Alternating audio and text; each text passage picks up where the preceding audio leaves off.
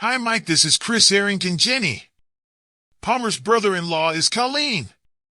Available. I didn't hear the click when Mike disconnected the call because my wife Mary was screaming and pounding relentlessly on the locked door of my home office. I waited 2 minutes and dialed Mike and Colleen's home phone again. Listen, bastard, if you call this number again, I'm going to report you to the goddamn police. Do you understand? Yeah, Mike, I understand everything, but you need to understand two things. I don't care if you call the police, and more importantly, I'm going to talk to your wife, and there's not much you can do to stop me. Good night. This time I hung up the phone with satisfaction despite the continued pounding on the door. I leaned back in my office chair, closed my eyes, and tried to make one last big decision for this long roller coaster day. Should I call my sister-in-law's husband? I asked myself. I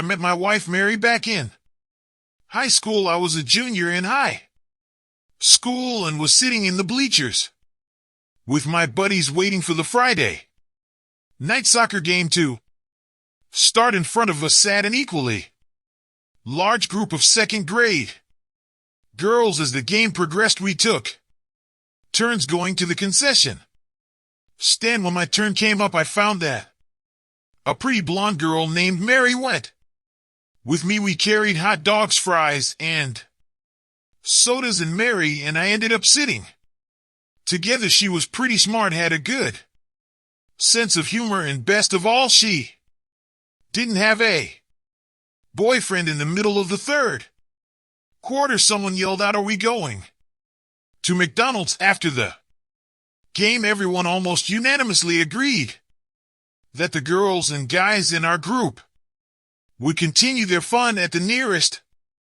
McDonald's. Deciding to take a chance, I turned to Mary and asked, "I'd rather have pizza than greasy fries. Would you like to go to Tony's Pizza?" I was thrilled when she agreed. Mary and I met once a weekend for a few weeks and seemed to enjoy each other's company. After 2 months of dating, we decided not to break up, and things only got better from there. Mary was my date to the prom, and I walked on clouds as I escorted the most beautiful girl in our school to the dance. I was in seventh heaven until I was in seventh heaven. 2 weeks later, on the Monday before prom, I jogged to the tennis courts for team practice. I was running with my roommate Julie Burke. Julie was on the girls' team. I was a little confused when Julie said, "I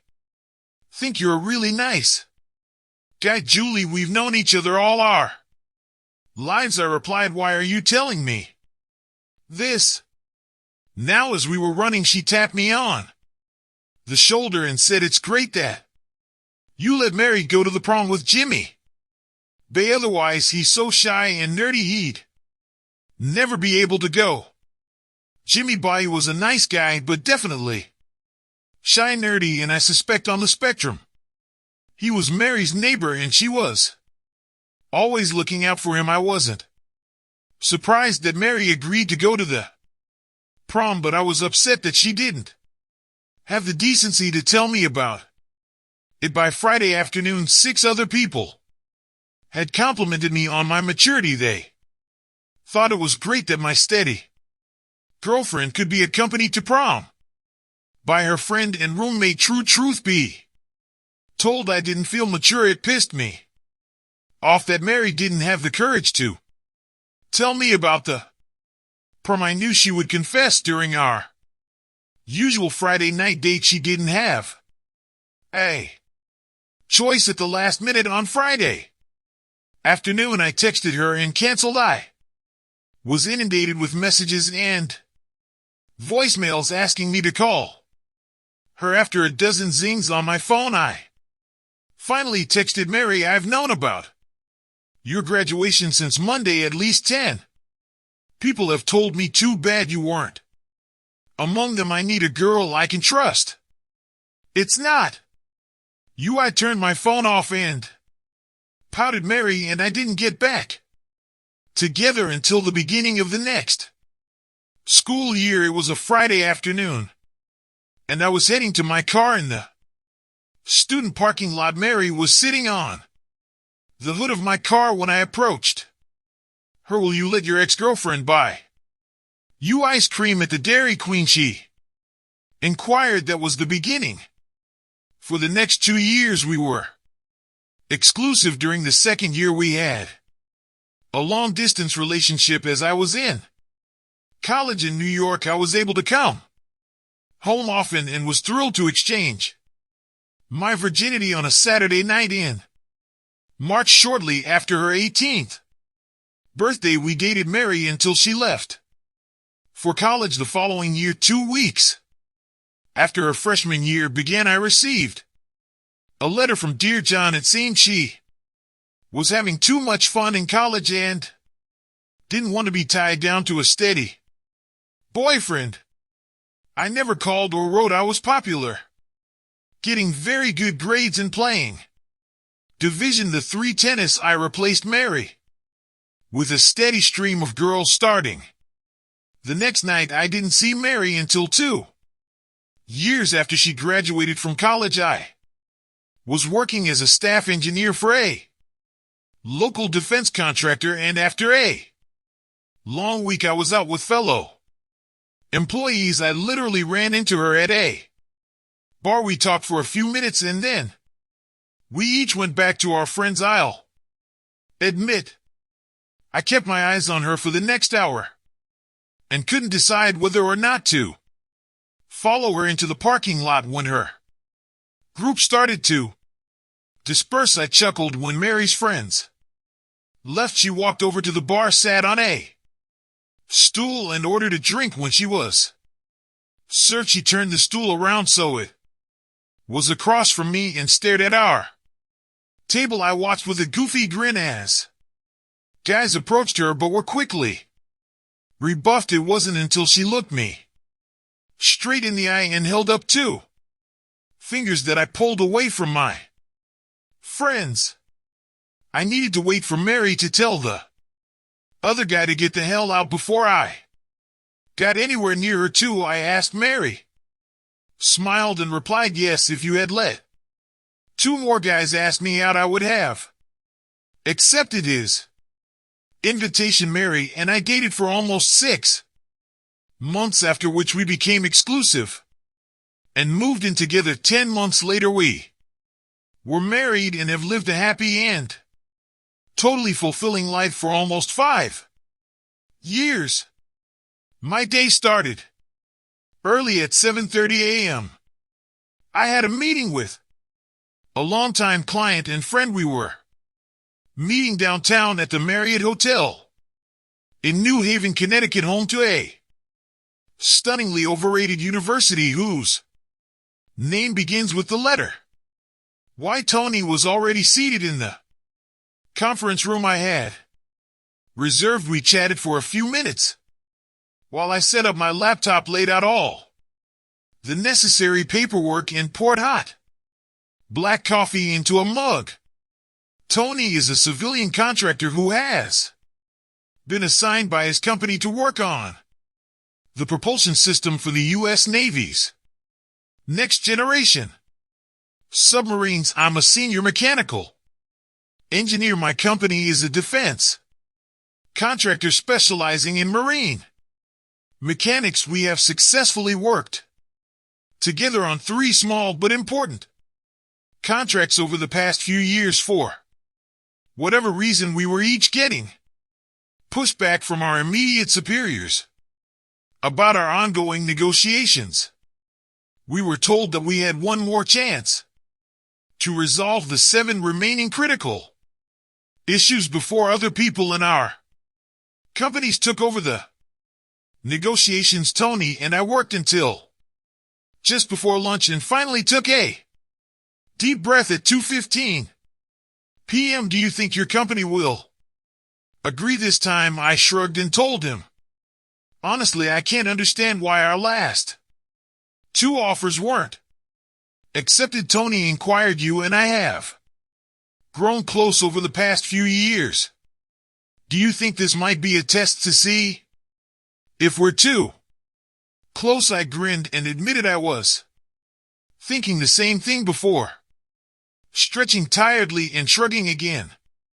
How about a drink? Asked Tony. I picked up my notebook and said, I've got over 30 pages of notes to sort through. A drink isn't going to make it any easier. I'm going to hang out and transcribe important resolutions into my notebook. I'll email you a memo of understanding by 99 tomorrow morning.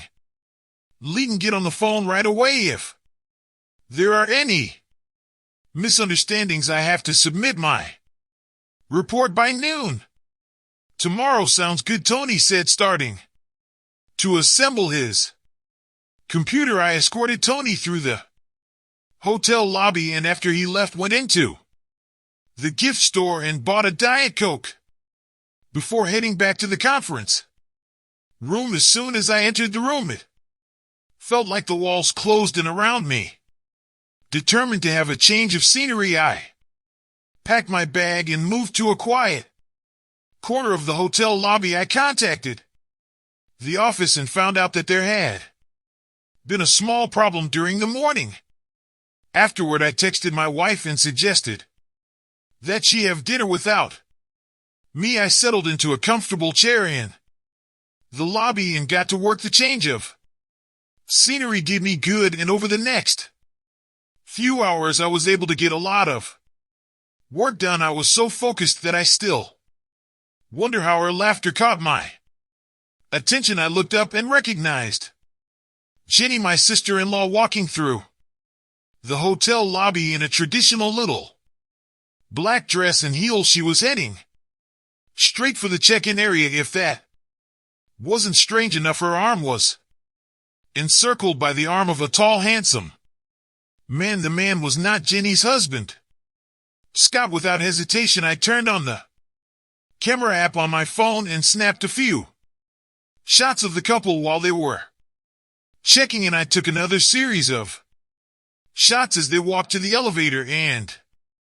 a final series of shots as they entered the elevator. When the elevator door closed, I quickly walked over and watched as the indic light showed that they exited on the 8th floor. I was angry and confused. I loved Jenny and considered her husband my best friend. Admittedly, I sat in a daze, leaning back in my chair. The stress of the day's negotiations and the shock of seeing Jenny with another man had left my mind reeling. I didn't notice the man sitting in the chair next to me until he held out his hand to me. He said, "Hi, my name is James. I'm the general manager of the Marriott Hotel." As we shook hands, I replied, "Hi, James, I'm Chris Harrington. I've rented conference room L122 today." James nodded in understanding and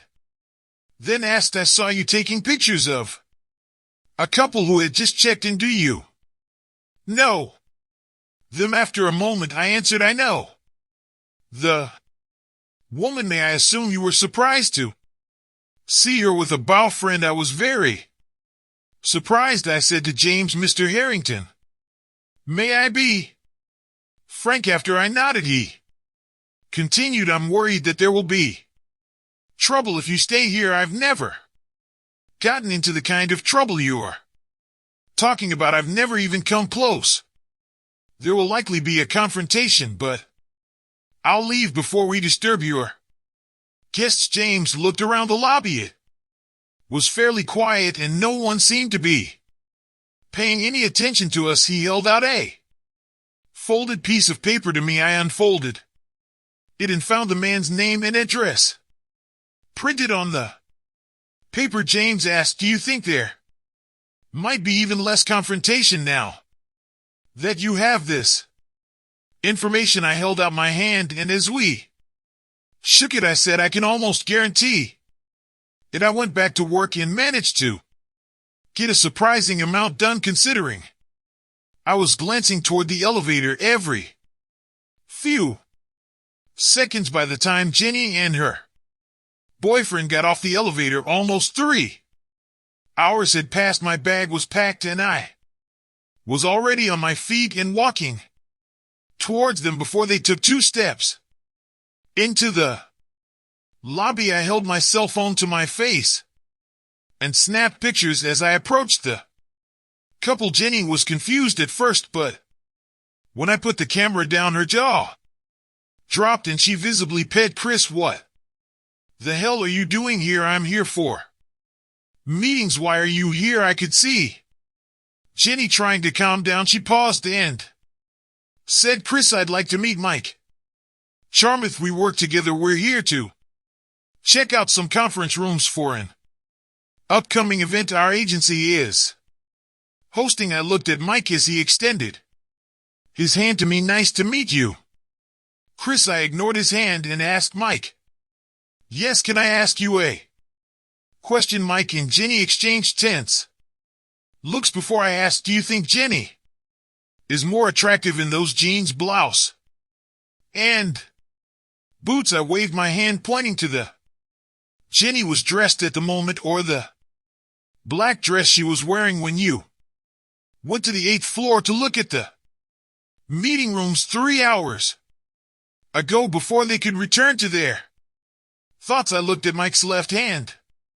"That's a beautiful wedding ring, Mike. I can see you're just as much a lying, cheating pile of as my precious sister-in-law." At this point, poor Mike lost his composure. Hissing, he said, "Listen, you have no idea what's going on. Just mind your own business and I won't kick your ass. I'm sorry to tell you, Mike, but my sister-in-law cheating with a worthless like you is my business." I slowly put both hands behind my back and continued, "As for the ass kicking, I'll give you a free first punch. You better make it good, because after you make your kick, I'm going to beat the out of you, put you in the hospital, and then call the police and charge you." I stopped talking and smiled. Mike jerked his head toward Jenny and said angrily, "Can you handle that? I have to go." Without waiting for an answer, he turned toward the front door of the hotel and walked away. I couldn't help myself as Mike walked toward the front door of the hotel. I said, "If I were you, I'd warn your wife that I'll be calling." Mike stopped and slowly turned around, directing his gaze at Jenny. He repeated, "Please take care of this, Jenny." After watching Mike walk out of the hotel, Jenny turned, put her hand on my arm and said, "Chris, can we go to the bar and have a drink?" I was tempted, but quickly decided against it. "I'm sorry, Jenny, I've wasted hours waiting for you to finish your party." Jenny flinched as I continued, "I need to get home, get a drink, and decide how to tell Scott and Mike's wife about everything." Jenny squeezed my hand and pleaded, "I only do that when Scott isn't home. It doesn't mean anything. I'm not hurting Scott. How long have you known me, Jenny?"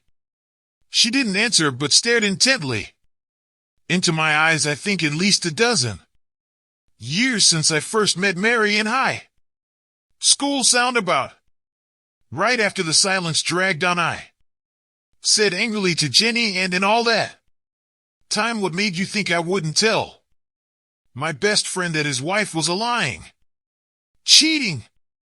Turning to leave, I caught a glance from James, the hotel manager. He gave me a grateful nod as I squeezed through the revolving door. Rush hour traffic was over and I began the half-hour drive north on I-91 toward home. I set the cruise control to 78 miles per hour and turned up the volume on the country music station. The only annoyance during the trip was the constant ringing and beeping of my cell phone. It sounded like my wife was urgently trying to reach me. I pulled into our garage and closed the door behind me. As I got out of the car, I heard the voice of my wife, Mary. She was standing in the open doorway leading from the garage to the kitchen of the condominium. Where the hell have you been? She inquired. I slipped past her and made my way into the kitchen, dumping my work supplies on the countertop. I noticed Mary's cell phone lying on the kitchen table next to a half-full glass of wine.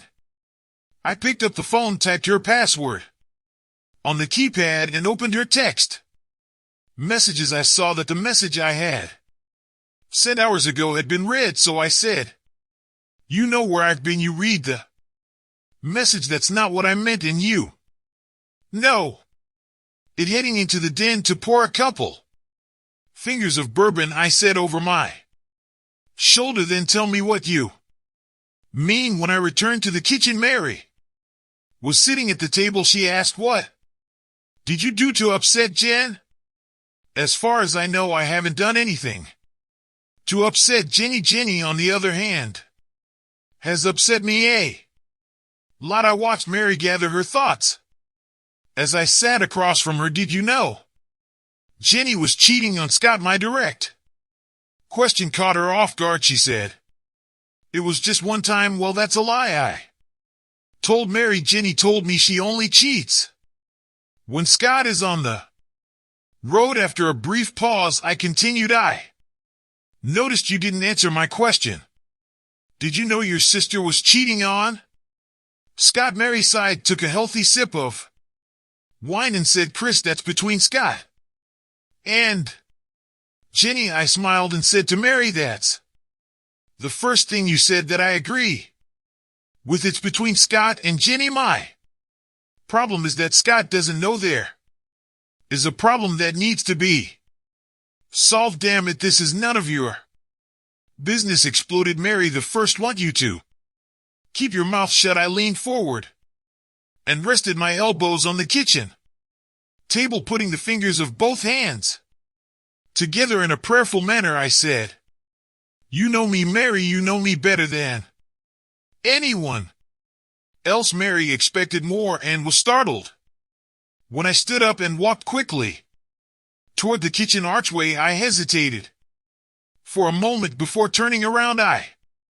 asked you twice if you knew about Jenny's affair, and you refused to answer.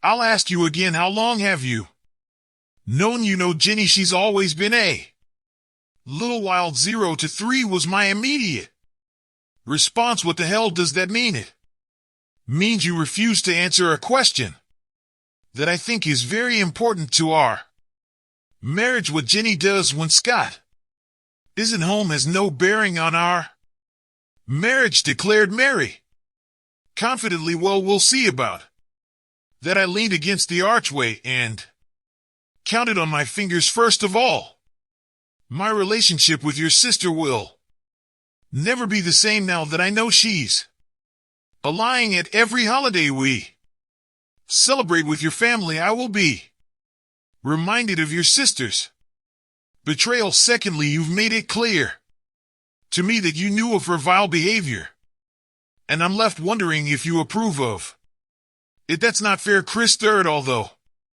I don't travel as much as Scott, I've been on the road one trip a month for the first time in our relationship. I have to wonder if you're cheating on me." Mary's eyes got huge and she exploded. "How dare you accuse me of cheating?" I immediately jumped up and replied with equal force, "I never accused you of cheating, but your cavalier attitude toward your sister's debauchery makes me wonder if you are." I paused and looked at my wife before continuing. "We both know you can't prove you haven't cheated. All I have is my trust in you, and right now that trust is severely shaken." I turned and walked down the hall to my home office. After typing Mike Charm's information online, making sure he was married, and intercepting both calls to his home phone, I decided to do One last horrible thing, I texted my brother-in-law Scott. You're coming home on Friday, am I right? 10 minutes passed before he replied yes. I'm flying in at 2:30 p.m. Meet me at the pit stop. I'll be there at 4. Does this have anything to do with the frantic call from Jenny who wanted to know if we talked? Scott inquired. I was trying to decide what to answer when suddenly the phone rang. Hi, Scott, I answered, turning my chair to face the wall. I wasn't going to keep my words from Mary, but I didn't want her to hear this conversation through a closed door either. What's going on? Chris, it's as bad as it can get. Scott, are you sure you want to talk about this over the phone? After a brief pause, Scott asked, is she cheating on me? I replied, yes. The silence lasted a few minutes, broken only by occasional sobs. I'll see you at the pit, he said. The call was immediately cut off. I was going to text Scott and let him know I was willing to talk to him anytime, but in the end, I decided to leave my friend alone. I was sure he knew I had his back and would be available anytime he needed me. While I was talking to Scott, Mary had gone quiet. I'm sure she was trying to listen. As I hung up the phone, I heard her say through the closed door, please come into the kitchen. We need to talk. I had already considered going to the guest bedroom, but decided to finish my bourbon while sitting on the kitchen table. Settling into the kitchen chair across from Mary, the first took a good sip of Knob Creek and felt a slight burning sensation in my throat. I looked at my wife and saw the wheel spinning frantically in her head, preparing for the next attack. My brain was dead. I had no energy left to fight, and I knew the last ounce of alcohol wouldn't help. I was waiting for Mary to start when my cell phone buzzed in my pocket. Jesus, I exploded. When is this damn day going to end? I pulled out my phone, looked at the screen, and saw an unfamiliar number, which added to my frustration. I answered the call with an aggressive hello. A woman answered. I'm sorry to call so late. My name is Colleen Charmith. Someone from this number has called my home twice this evening. These calls have been very upsetting to my husband, and I suspect the caller was trying to reach me. Sighing, I told her, Colleen, my name is Chris Harrington. I called earlier and tried to speak to you. Colleen said in a somewhat somber tone, let me guess, you're calling to tell me that my husband is cheating with your wife. Almost, I told her. He's cheating with my sister-in-law. Her name is Jennifer Palmer, and I think they work together. A long pause followed before she answered. This is the third time I've gotten a call like this, and it will be the last. How can a man do this to his wife and 4 children? I knew the question was rhetorical, so I offered instead, I have pictures of them checking in together at the New Haven Marriott Hotel downtown, kissing in the elevator as the door closed, and returning to the lobby. Almost 3 hours later, Jenny was dressed differently after their date. The rest of the conversation passed in an exchange of email addresses and a promise that I'd send pictures in the morning. Hanging up, Mary said, Jenny told me he's in an open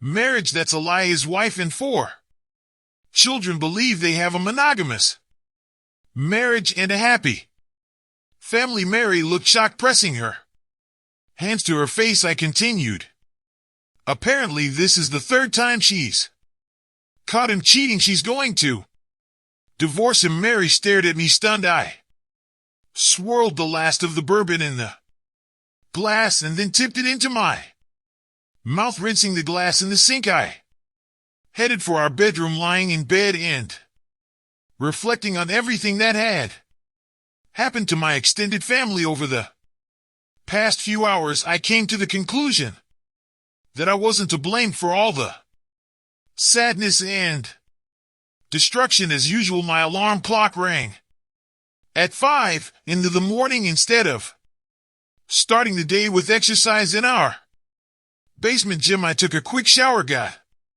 dressed, and headed to work. I wasn't trying to get away from Mary. The first needed to get to the office, finalize the memorandum of understanding, and give it to Tony. Thursday was busy, Tony, and I had to talk on the phone for 45 minutes to clarify the wording on a few points, but I had no trouble getting the finished agreement to my boss by noon. I spent the afternoon going through the pre-day's emails and headed home at 5 p.m., my usual dismissal time. I wondered what the evening would bring and was only half surprised when, as I turned down our street, I saw Jenny and her parents' car parked in front of my house. This is going to be a long damn night, I moaned, pushing the button to open the garage door. What the hell did you say to Scott? Began Jenny as I closed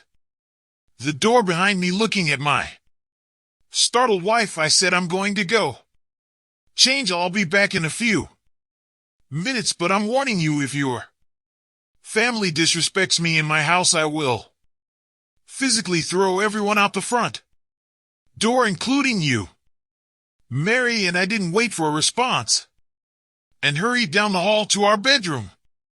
After contemplating the cowardly act of climbing out the bedroom window, I decided to face Mary and her family. It was hard to walk alongside an open bottle of bourbon, but I figured it was better to have a clear head. My second thought was screw it, so I went back to the bar. One and didn't seem like enough, and two Ines exceeded my limit for polite conversation, so I settled on 1.5 inches of my favorite amber liquid. All eyes were on me as I re-entered the kitchen. Everyone was sitting around the table. There was an empty seat between Mary and her father, Steve. Instead of sitting down, I leaned against the kitchen counter, watching those gathered and wetting my lips with my drink. I liked my in-laws. They were good, solid men. Steve, my father-in-law, was a man I respected. He was direct, honest, and you always knew what he thought of you. If you stayed on his side, there was no better friend in the world. On the other hand, if you crossed him, I was sure he could make your life miserable. Steve considered Scott and I friends. My mother-in-law considered herself a hard ass and an extraordinary businesswoman. She owned and operated Creed, a well-known local real estate franchise with an excellent reputation. Although Betty oversaw the day-to-day operations of the business, everyone involved knew that Steve was the brains behind its success. Perhaps you'd be more comfortable sitting here. Mar patted the chair next to her. I've been sitting all day. I'm fine where I am. Jenny already had some control over her emotions. She asked, what did you tell Scott? I thought for a second before answering. I texted him and asked him to meet me tomorrow when he got home. I told him it was urgent. Gathering my thoughts, I continued. Scott called and wanted to know what was wrong. After I confirmed that he wanted to talk on the phone, I told him that you were cheating on him. He cried for several minutes before he could confirm that he would meet with me. I was somewhat surprised at how devastated the family seemed. Mary was crying and said, I begged you to mind your own business. I wondered if her statement was made for the good of the family. I replied, and I told you it was my business. My mother-in-law jumped up and said that's debatable. Before I could comment, Jenny asked, are you going to see Scott tomorrow? Yes. What are you going to tell She inquired. I replied, I don't have anything else to tell him. I sent him the pictures I took and told him you were with Mike. For just under 3 hours, I sent him Mike's name and address as well as his wife's contact information. I guess I'll be a support and a shoulder for him to cry on. What about me, Chris? Queried Jenny. Don't I deserve support too? I smiled, looking around the table. I think you have plenty of support, Jenny. I'm going to stick with Scott's opinion on this. One, how do you know Scott isn't cheating on Jenny while he's traveling married? Men often cheat when they are away from home, commented Betty, the girl's mother.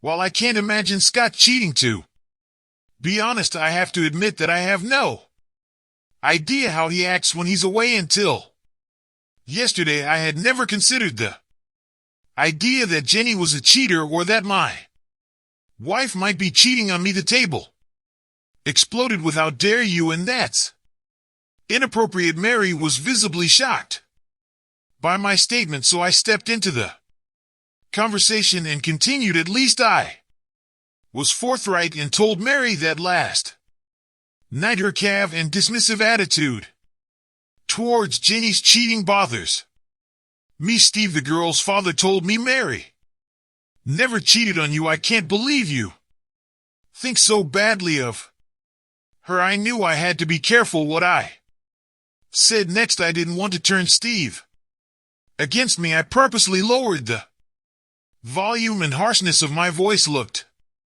Steve in the eye, and challenged, prove it. After a few moments of silence, I continued, that's the thing, Steve, you can't prove that Mary didn't cheat on me.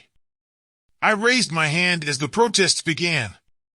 All I have is 6 years of absolute trust in Mary. The first told her last night that my trust in her has been shaken. That's not fair, Chris. I jumped up.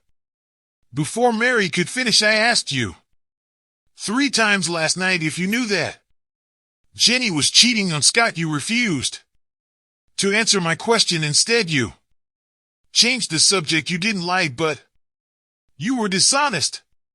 Yes, I looked at Mary as she admitted I knew about Jenny's affairs. I didn't support her, but I didn't want to create a mess like this. She waved her hands, pointing to our current problems. I was hoping her affairs would go her way and Scott wouldn't find out. I nodded, although I was greatly disappointed that Mary was covering up her sister's infidelity. I could understand her protecting her sister. Remember our conversation about the exclusive relationship a few weeks before you proposed to me? Asked Mary.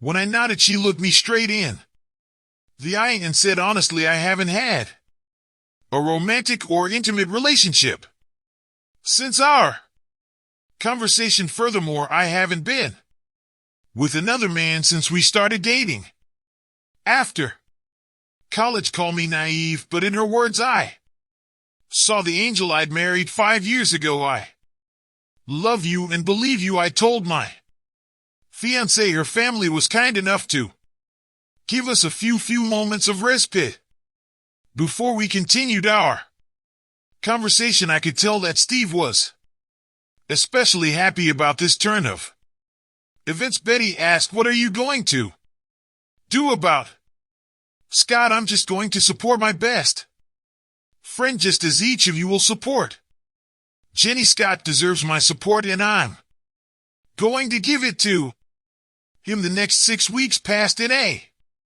hectic pace. Scott moved out of his house and into a neighboring apartment. He immediately filed for an official separation from Jenny, but did not file for divorce. I had dinner with Scott every Wednesday while Mary kept the same schedule with her sister. It was Tuesday, and I was having lunch with a couple of work buddies at Clyde's barbecue bar. We were seated at a table for 4 when some man pushed back an empty chair and sat across from me. Hey, I bet you forgot about Me, it took a few bars before I could match the name to the face. Hey Mike, I heard Colleen dumped your cheating ass.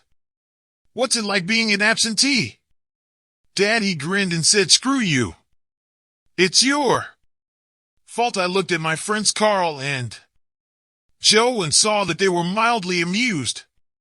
Turning my attention back to Mike, I replied, yes, your divorce is my fault. Mike laughed and admitted, I guess it's partly my fault too, but there are so many married women around that I can't stay faithful. I was starting to feel bad about Mike's answer when he continued, I guess my specialty is entertaining married people. Mike nudged Carl to his right.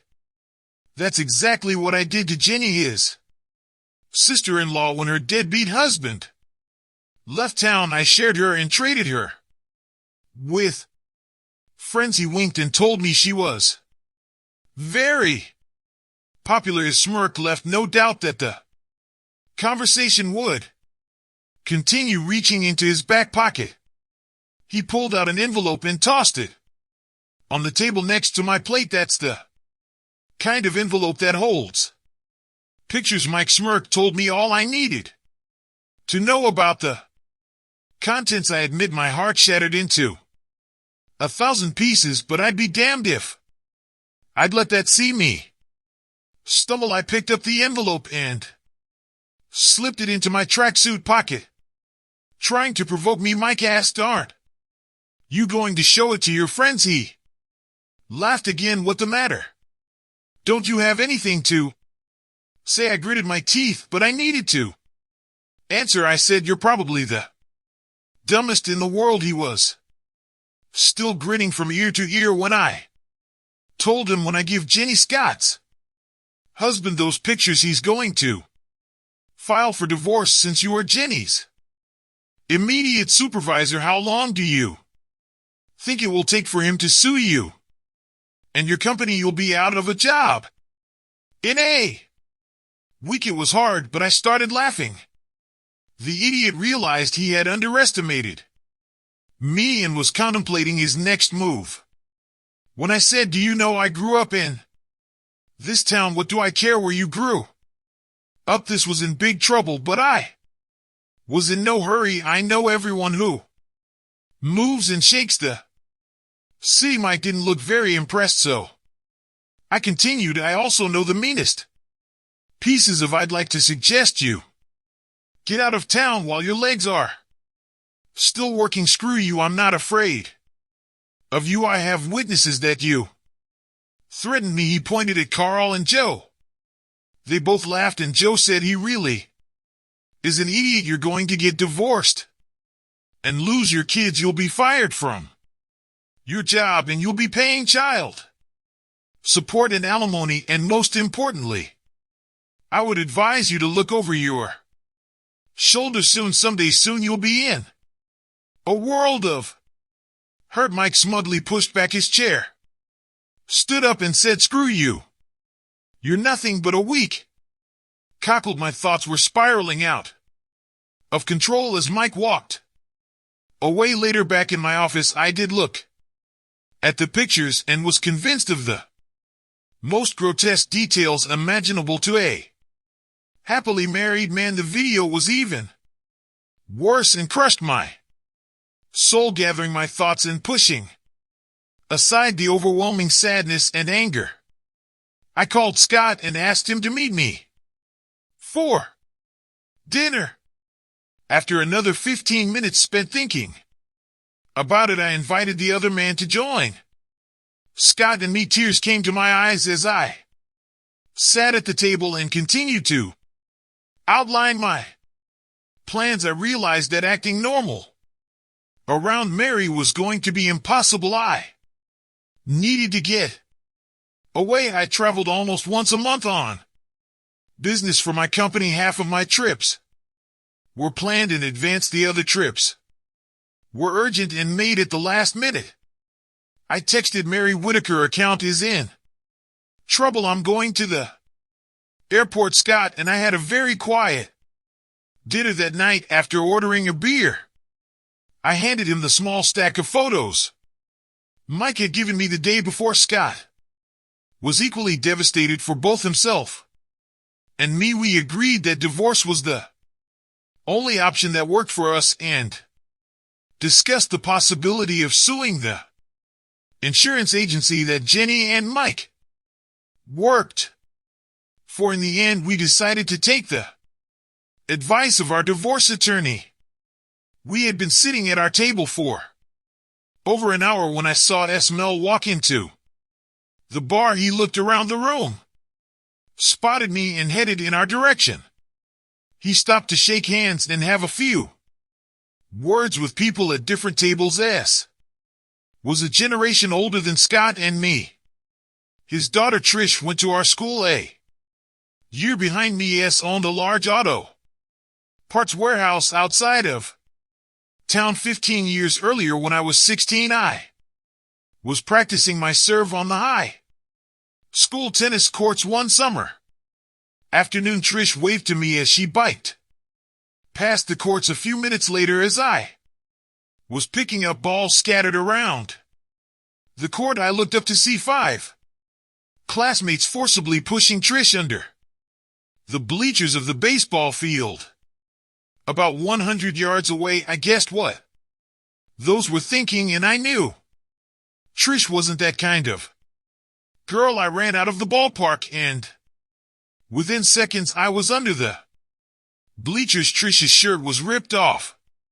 She was screaming and crying and trying to cover herself while the pulled her shorts down. Stan Malloy turned just in time for the rim of my racket to hit him in the nose. It exploded, blood splattered in all directions, and Stan let out a piercing scream as he fell to the ground. My backhand hit Joey Burns in the cheek and he passed out. I don't remember much after that. The 3 remaining grabbed me and shook the out of me as I lay there. After they managed to land the last few blows, they got scared and ran away. Trish continued to cry, and I tried to come to my senses. We left Trish's bike in the field, and she helped me get to the car. I could barely drive, but eventually pulled up to her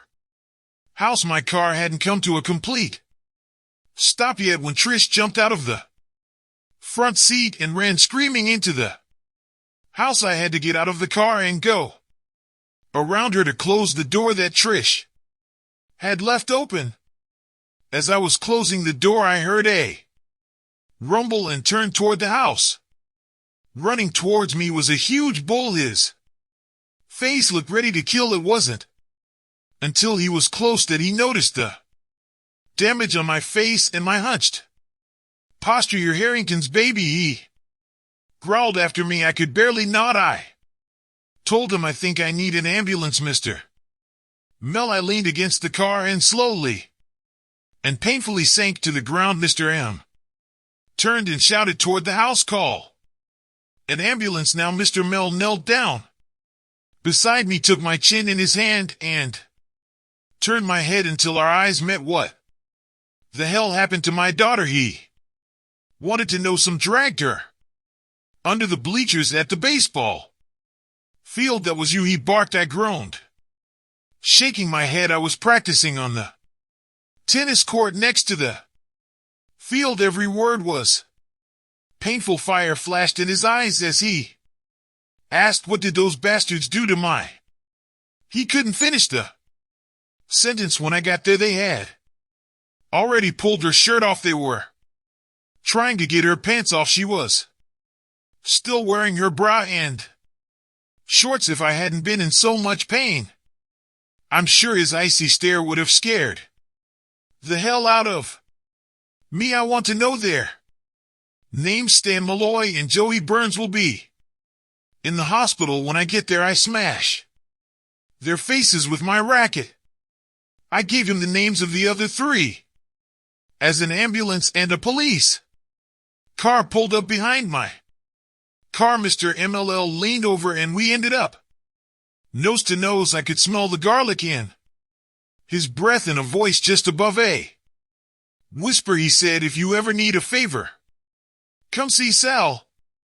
Mel, when S approached our table, he sat down without any introduction. I handed him an envelope of photos and waited for him to look through them. When he looked up at me, I said, "There's a man here by the name of Michael Charmouth. He works for Jimmy Sullivan's insurance agency. His hobby is turning married women into whores and sharing them with his friends. In the pictures I showed you, he and his gang are with my wife and my brother-in-law's wife." S nodded understandingly, and I continued, "I hope someday he won't be so handsome. His gait will be less athletic, and he'll have other problems."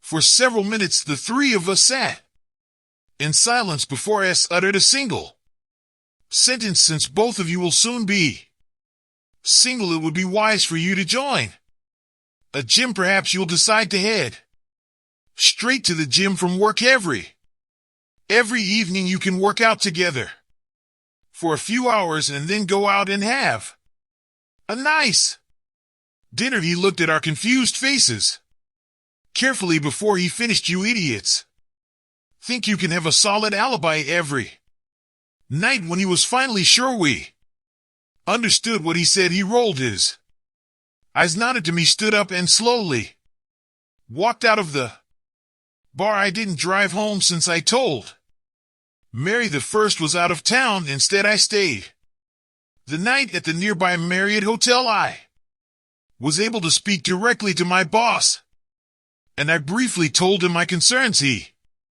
agreed to allow me to work remotely and send my team an email letting them know I was leaving on a business trip the following week. An uncomfortable chair in the corner of the hotel room called to me. I sank into the chair, closed my eyes, and reflected on the past weeks. It was obvious to me that because of the hard line I had taken with her sister, Mary couldn't divulge information about her affair with Mike and his friends. She knew with absolute certainty that I would divorce her. Mary was right. But as I pondered the divorce equation, I thought to myself, hopefully I'd be fair if she was honest and forthright. Instead, Mary continued to lie to me. I had to learn of her betrayal in a public setting, surrounded by my friends and co-workers. I can't imagine a scenario more disrespectful and humiliating than sitting in front of my wife's pimp and finding out she was a gang. She was extremely unfair to me, and as a result, our divorce would not have been fair. Instead, I realized that I had to crush Mary the first. Swore to myself that I would destroy my wife, my love, and my best friend in the same extreme way. A divorce that could be called amicable did not exist for Mary the first. Struggled to get out of my chair, walked over to the office desk in the corner of the hotel room, and began to make plans until almost 1:30 in the morning. I strategized my pre-divorce course of action regarding my lying and cheating wife. If my plan was unsuccessful, her heart would be broken. On the other hand, if things worked out the way it planned, this would be left broken and in a heap on the side of the road. The next morning, I was able to make an appointment with a divorce attorney for the following day. Despite the attorney's recommendation, I did not split our finances. That would have to wait. I moved into an extended stay hotel and set up a remote office until Friday. I ignored phone calls and texts from Mary. At that point, I simply texted her that I was going away for the weekend. Her response was extremely upset, and all weekend she called and begged me to call her back. Over the weekend, I was able to buy everything I needed for my plan. After everything was ready on Sunday, I headed to the mountains for a long hike. When I got back to the hotel, I turned on my phone and I started getting messages and calls from Mary, all of her family members, and several co-workers. Apparently, Mary was extremely upset that I was out of sight and was trying to track me down. On Monday and Tuesday, I worked from my hotel room. I was trying to tie up loose ends since I would be out of the office the next day. On Wednesday, it was day after breakfast, I checked out of my hotel and headed home. On the way, I drove through the parking lot of Mary's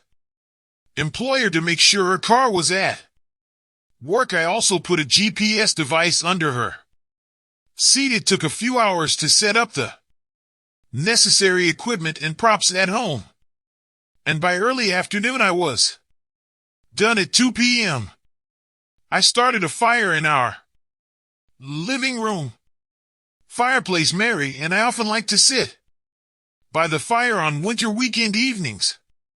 We'd sip wine, talk, and snuggle up to each other as we watched the flames jump in the fireplace. But today wasn't a chilly February day. It was September, and the temperature outside at the part of the day was 84 degrees. Say I waited until 3 o'clock in the afternoon and sent Mary a text. Just got home. My phone immediately rang. I transferred Mary's call to voicemail, but she didn't leave a message. Instead, she texted me a message. Bastard, I kept an eye on the GPS indicator on my laptop. I expected Mary to leave work immediately, but she didn't.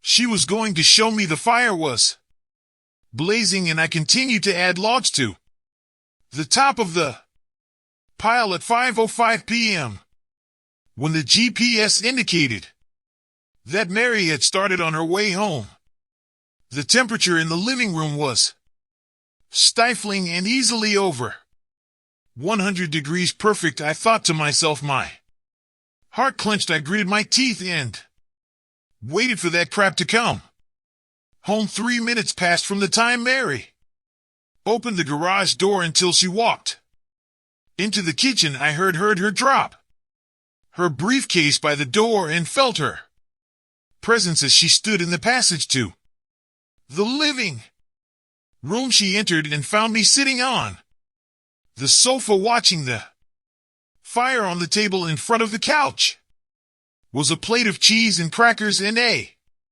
bottle of wine. I held one glass of wine in my hands. The second glass was on the other end of the table and was meant for Mary. What the hell are you doing? It's getting incredibly hot, commented Mary, turning from the fire to look at Mary. The first asked, what the hell do I look like I'm doing? I've prepared a romantic reception for my wife. I noticed 2 beads of sweat already dripping down her forehead and cheek.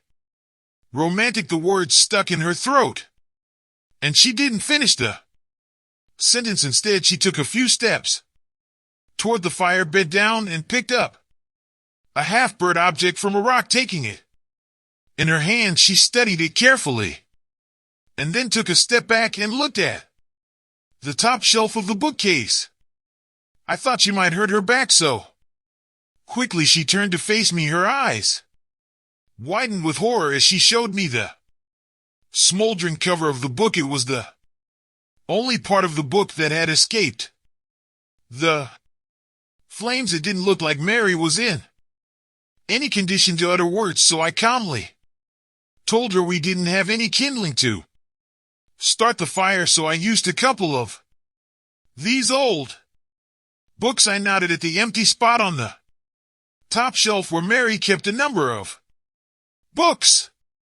I only used 4 or 5. We have plenty more to start the next fire. As I spoke, I got up from the couch, picked up Mary's wine glass, and held it out to her. I watched her face turn from incomprehension to fury. The day Mary was born, her dad had given her a gift. The gift turned out to be the most Popular children's book of the previous year. On the first blank page, Daddy wrote Mary a love letter in which he heartfelt described his hopes and dreams for his daughter. Every year Daddy gave her the same gift for her birthday. She had 28 books, each one a reminder of her father's love. I clenched my jaws as I saw Mary cringe and start to sway. I wasn't sure if she meant to slap me or punch me when her hand hit my face. It hurt like hell.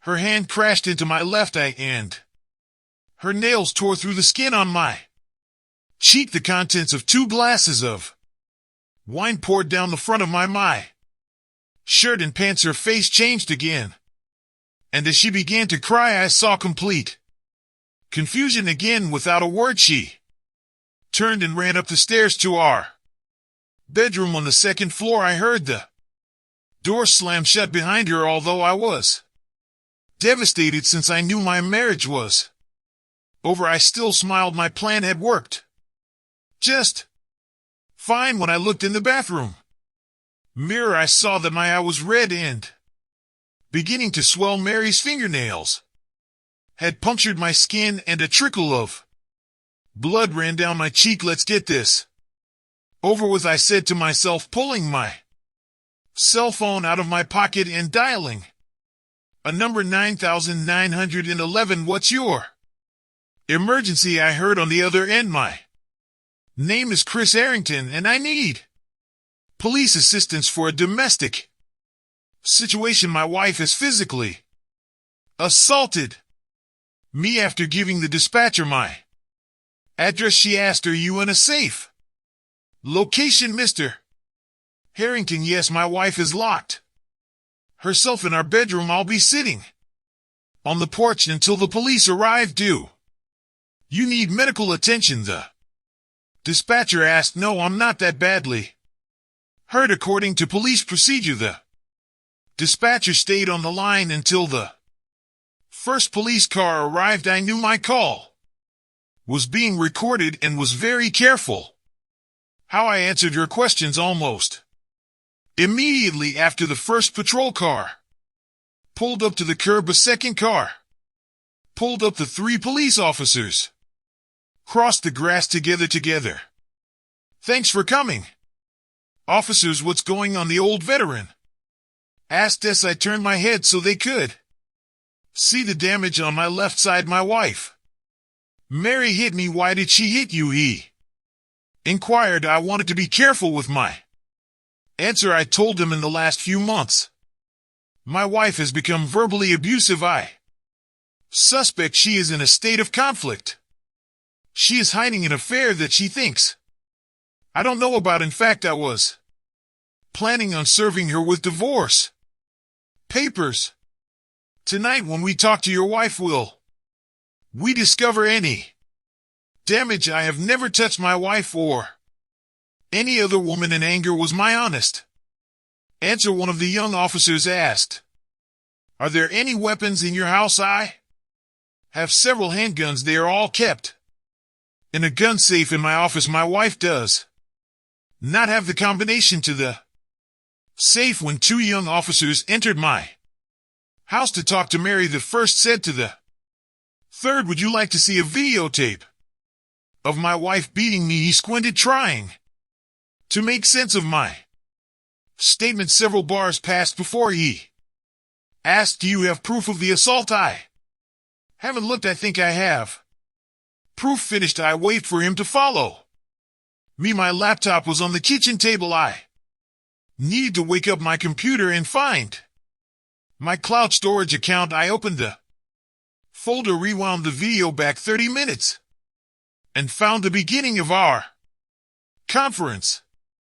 I hit the play button and stepped aside so the policeman could get a good view of what was happening. He watched until Mary left the room and ran upstairs and then asked to watch it again. After the second viewing, he pressed the communicator button on his shoulder and said, arrest Mrs.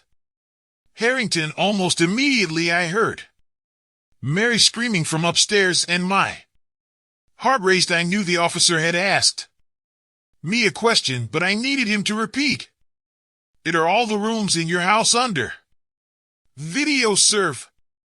Vince, I didn't want to answer that question, but I knew I had to answer. Honestly, no, the living room is the only room that has a camera. He nodded his head, understandingly scratching his chin thoughtfully. And how long have you had a camera in the living room? I shrugged and admitted it just recently. Our dueling glances were interrupted when Mary screamed and pleaded, Chris, what the hell is going on? Please, please help me. I was about to respond when one of the young officers shouted, Sir, this is a police investigation. Please leave. Immediately he was addressing an elderly man standing in the open front door of my house with the same authoritative look. The man said, I am an official bailiff and I have been assigned to serve Mrs. Mary Harrington. He approached Mary and all three officers took a step toward him, just in case the situation got out of hand. The man asked, Are you Mary Harrington? When Mary nodded, he handed her an envelope and said, Mary Harrington, you are being served. In addition to the divorce petition, you have been issued a restraining order preventing you from going near Mr. Christopher Harrington, his home and work. Since Mary was handcuffed, he handed the envelope to the officer who held Mary by the elbow. When the bath left, I turned to Mary. The first watched the panic and confusion disappear from her face. They were replaced by a calmness. She looked at me and asked, How did you find out? Mike told me as the two younger officers escorted Mary to the back of the patrol car. The third officer gave me his business card and asked me to send a copy of the video tape. I walked him to the front door and watched the first car drive off with Mary. The senior officer stopped halfway up my driveway. He turned and asked, I've seen you at the pit stop sometimes, haven't I?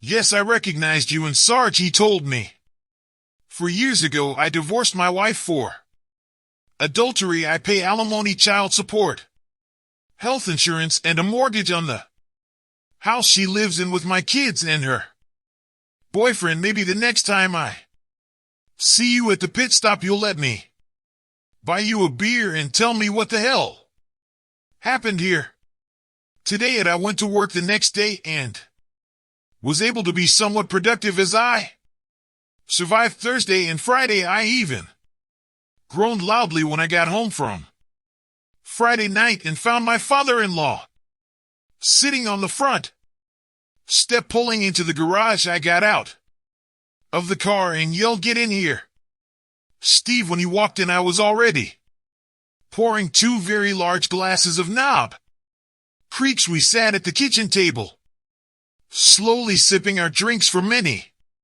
minutes before he asked, Did she cheat?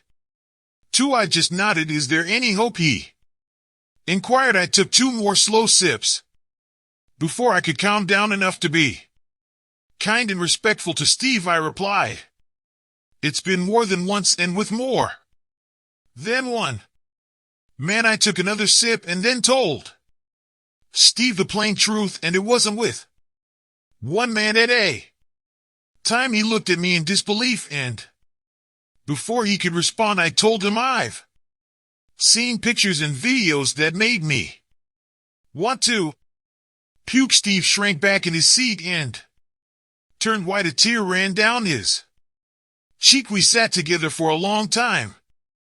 Each of us was immersed in our own thoughts and memories. Mary and Jenny didn't learn this behavior from their mother or me. His intense gaze was simply, I see. Everyone knows that. A few more minutes passed before Steve rose to his feet and walked around the table. When I stood up, he hugged me tightly and snuggled into my shoulder.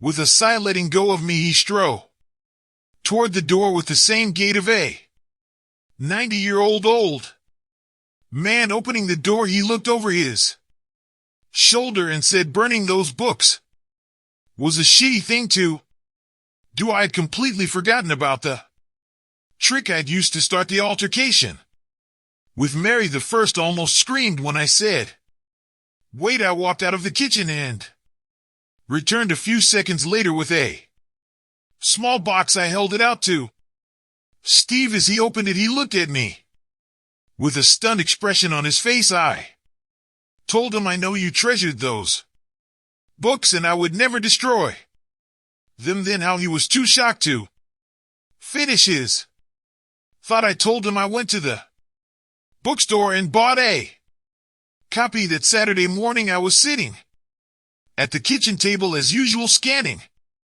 our local newspaper on my tablet. I smiled as I read it. Hartford Times local section: West Hartford police are investigating a brutal attack on a local man as he left a neighborhood bar in the Elmwood neighborhood, and Michael Charmouth was attacked in the back parking lot of Top's Bar at approximately 10:30 p.m. His injuries were extensive and required hospitalization. A city police spokesman said police have several leads and expect to make an arrest soon. It was a bright and sunny November morning. I watched as a red Ford SUV parked a few spaces away from me, and the driver slowly got out of the car. "Hey Mike, you look like..." I was in the parking lot in front of Jackson Physical Therapy and sitting on the open back door of my Ford F-150 pickup truck. A little birdie informed me that Mike had an appointment for 10:30. I continued, "It would be nice if you could get a handicap sign so you could park in a spot closer to the building you know, like other cripples." In addition to the damage to his knees and feet, Mike had a shattered jaw that will be fixed with wire for at least another month. "Cat got a tongue?" I asked with a smirk. I had to hand it to Mike. He waddled over to me, leaning on his cane, and stopped 10 feet away from me. He knew that Scott and I had been questioned by the police and later exonerated, but I suspect in his good he knew we'd had something to do with beating him up. Now he knew it for sure. The hatred in his eyes was palpable. I'm sure he envisioned grotesque torture that would take months. I was sure Mike and I would meet sometime in the future. I didn't want to spend the rest of my life looking over my shoulder, so I arranged this meeting. Mike slowly turned around and took the first step when I said Marie Charmouth from Milford, Connecticut. When he turned around, I continued, "Susan Burke of White Plains, New York, and Lori Fitzpatrick of Brockton, Massachusetts." The hatred in his eyes was replaced by confusion. "If anything happens to me, if I get in a plane crash, drown on vacation, fall down the stairs, I've arranged for my friends to visit your mother and sisters." I noticed a slight tremor in his hand as he held his cane. "My friends will beat their faces as they did yours. They will damage their legs like they damaged yours." And Mike, I wanted to make sure he was listening intently. "My friends will beat them in the crotch just like they beat you." I waited a few moments while he digested the information before I finished. "While your mother and sisters are squirming in pain, my friends will tell them that their beating was your fault." I was surprised. Mike stared at me for a few long moments, then nodded quickly. I wasn't sure if he was nodding in understanding or declaring a truce. He turned and stumbled toward the entrance of the building. "I'm happy to report that this was my last contact with Mike Kuth. I had given my divorce attorney the power of attorney necessary to handle all legal matters related to our separation.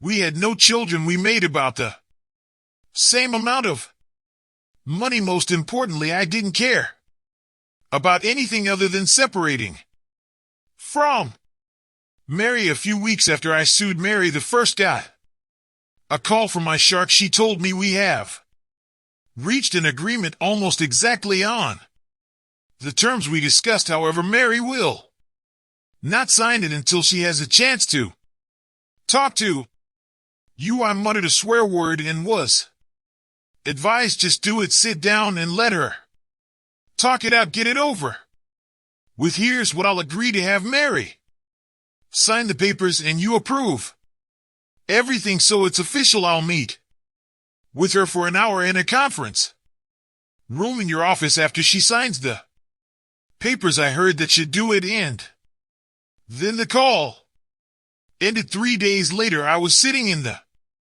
conference room. June, the park gal, knocked on the door, opened it, and said to me, "Everything is signed and notarized." She nodded and backed away from the door, leaving Mary standing at the entrance. She had clearly made some effort to get dressed and put on makeup, but it didn't matter. Mary was simply stunning, at least to me, even in her sweatshirt and ponytail. She walked around the table, leaned over and kissed my cheek, and then sat down across from me. "Are you as nervous as I am?" she inquired. At first I thought, what a weird way to start a conversation, but then I thought about her question. I shrugged and admitted, "I'm not nervous. I'm more like worried. I want to get this over with and move on with my life." Soon tears ran down her cheeks as she told me I was blackmailed. Mike was going to put the video of Jenny on the internet. Her father had called me early in the divorce proceedings and said the same thing, so I wasn't surprised. It may have started with blackmail, but I watched the video. I saw the whole thing. I was getting angrier by the second, and I needed to calm down. After a few moments, I continued, "You may have felt coerced, but that's no reason to destroy our marriage. Just because you found out that Jenny is, it doesn't mean you need to turn into a..." Mary exploded. I was so confused and saw no alternative. What could I have done? You could have and should have trust me. I got angry when Mary rolled her eyes. I continued, "Together with Jenny, we would have gone to the police and filed a report. We'll never know if the police managed to gather enough evidence to do anything, but we do know that his wife and employer would have found out, and we would have gotten a modicum of satisfaction. More importantly, we'd still be together. Unfortunately, you didn't trust me. Truth be told, I don't know if you trusted me at all. What the hell are you talking about?" inquired Mary. The first responded with a question to a question. "Do you remember why we broke up the first time?" "The first time, you mean at school?" Mary looked completely confused. "What does that have to do with anything in high school? You didn't trust me enough to tell me you wanted to help your neighbor Jimmy and go to prom with him. You got to be kidding me." I was dumb and afraid to hurt my first serious boyfriend's feelings. "Were you dumb in college too?" I asked when she threw me a questioning look. I continued, "On Labor Day weekend, before you went to college, we made love on a raft on Lake Simpson, and afterwards, we promised we'd stay faithful and get married after college. Your promise lasted 10 days." Mary asked angrily, "Are you telling me that you were completely faithful your first year of college?" I shook my head and ignored her pointless question. "What I'm saying is that whether you agree or not, I doubt You ever trusted me? I don't think either of us would argue that I have every reason not to trust a word you say. You're an outright liar, and when you're not lying, you're playing word games and hiding the truth, trying to change the direction of the conversation. Mary told me I haven't seen Mike since all this trouble started. When I smirked, Mary asked what. Mike had an accident he can't perform at his previous peak level. What are you talking about? Asked Mary, grinning from ear to ear. I replied, among his many injuries, both of his testicles ruptured. One of them was surgically removed. Her voice was barely above a whisper when she asked, how can you know? I know because I paid to make it happen. She covered her face with her hands and stared at me across the table. He's a cruel man, Chris. I'm scared for you. I met Mike a few weeks after his accident, and we had a very civilized conversation. I'm pretty sure I convinced him of the need to end our association. The look on Mary's face changed from frightened to enamored. I'd seen that look countless times over the years. You still love me? She almost shouted. I was so surprised by her outburst that I laughed. Mary was visibly upset and said, you can't tell me you don't love me. I shrugged and told her, you're right. I can't say I don't love you, but I also can't say I love you. But you have to understand that I don't want to waste my time and energy trying to nurture the love I still have left in me. Mary almost exploded. Why did you even say that? It's simple. I looked her straight in the eye and said, you're not worth it.